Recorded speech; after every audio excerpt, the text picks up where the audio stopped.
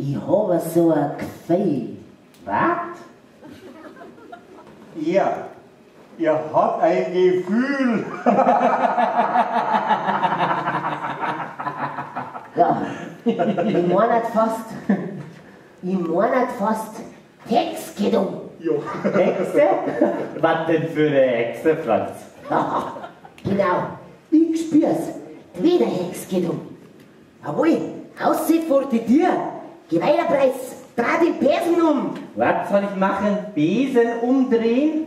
Ja, freilich. Dreh um die Besen. Na, kann's nicht einer zu uns.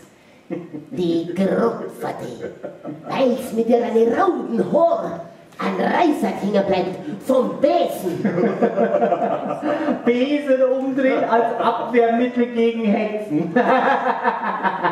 Ja, schnell auf den Kopf stellen mussten. Ja. Das hilft gegen die Rotaugert. Du spinnst doch.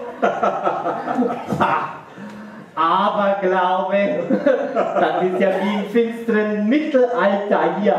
Nein, wir müssen den Besen umdrehen. Wederhex.